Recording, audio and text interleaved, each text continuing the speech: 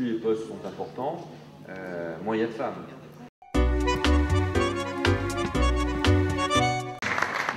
Merci, Monsieur le Ministre.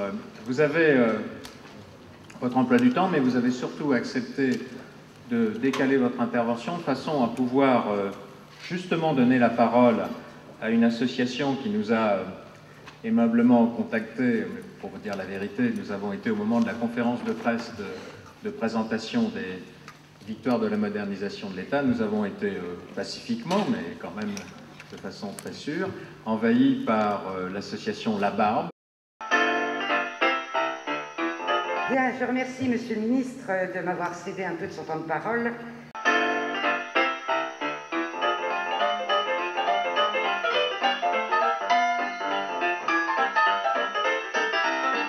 Et je remercie les organisateurs de ces rencontres d'avoir accepté cette intervention ajoutée en surnombre, comme vous pouvez le constater.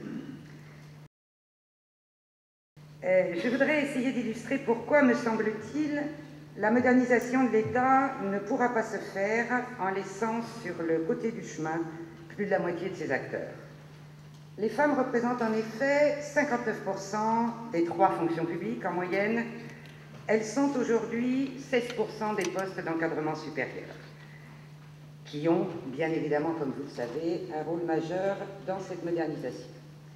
Comment imaginer qu'un tel résultat, s'il devait perdurer, puisse être compatible avec les objectifs tracés? Comment imaginer qu'un fonctionnement qui aboutit à une telle situation puisse permettre, je cite, l'innovation, le changement, l'efficacité, la valorisation des compétences, pour reprendre les termes de ces journées de réflexion? Comment imaginer, enfin, que les valeurs des fonctionnaires n'incluent pas l'égalité professionnelle entre les femmes et les hommes, une valeur pourtant tracée au plus haut sommet de l'État, et faut-il encore le rappeler, dans le préambule même de notre Constitution. Dans la fonction publique de l'État, 51% des effectifs sont des femmes, elles ne représentent que 18% des emplois supérieurs. Dans la fonction publique territoriale, ces chiffres sont respectivement de 61 et 13%. Dans la fonction publique hospitalière, ils sont de 77 et 15%. Comment s'étonner dans ces conditions que la situation évolue peu et qu'en pratique alterne des progrès et des reculs? Il y a à l'heure actuelle 9 femmes préfètes sur 134, 5 rectrices d'université, 5 rectrices sur 35, 19 ambassadrices sur 179. Il n'est guère besoin d'une loi pour décider de changer cette situation. L'administration est le siège de discrimination particulière. Elle produit et reproduit un certain nombre d'inégalités dans les modes d'accès et dans les critères, formalisés ou non, des déroulements de carrière. Les responsables du secteur public recrutent à leur image. J'ai dit tout à l'heure, seule une volonté politique forte et permanente peut être efficace. Les dispositifs existants sont nombreux. Je ne ferai que les mentionner, et encore seulement les plus importants. La loi du 9 mai 2001, dans la fonction publique de l'État, les plans pluriannuels qui existent dans chaque ministère pour favoriser la promotion des femmes, les coordonnateurs qui, dans chaque administration, ont la charge du dossier de l'égalité, et enfin, le comité de pilotage pour l'égal accès des femmes et des hommes aux emplois supérieurs des fonctions publiques, qui, de 2000 à 2005, a analysé la situation et formulé des propositions pour que la logique paritaire soit mise en application. Et enfin, le droit européen, qui constitue effectivement un corpus en faveur de l'égalité.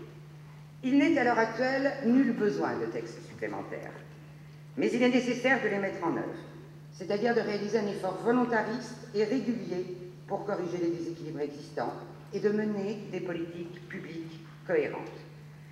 L'objectif serait que l'égalité professionnelle devienne une préoccupation constante au plus haut sommet de l'État et à tous les échelons intermédiaires. Je sais que certains d'entre vous ont cette préoccupation. Le problème réside dans l'impulsion, la coordination, le caractère permanent et pas simplement ponctuel des actions entreprises. Or, ceux, et en général souvent celles, qui tentent de mettre en œuvre de nouvelles pratiques sont au mieux considérées avec bienveillance. Elles ont raison après tout, et après. Le plus souvent, elles sont isolées, considérées comme injures suprêmes. Les féministes de service, celles que l'on écoute avec compassion, le sourire aux lèvres, en attendant que cela passe, rendez-vous au 8 mars prochain, en continuant d'assister à des réunions où seuls les hommes sont présents, ou presque. Pire encore, qui n'a pas entendu dire « on a bien cherché les femmes, mais on n'en a pas trouvé ». Pourquoi ne pas dire désormais que la part des femmes dans les nominations devrait être au moins égale à celle qu'elles représentent dans les viviers, pourtant déjà bien inégalitaires, comme je l'ai dit tout à l'heure. Ce serait au moins une première étape vers une représentation plus équilibrée.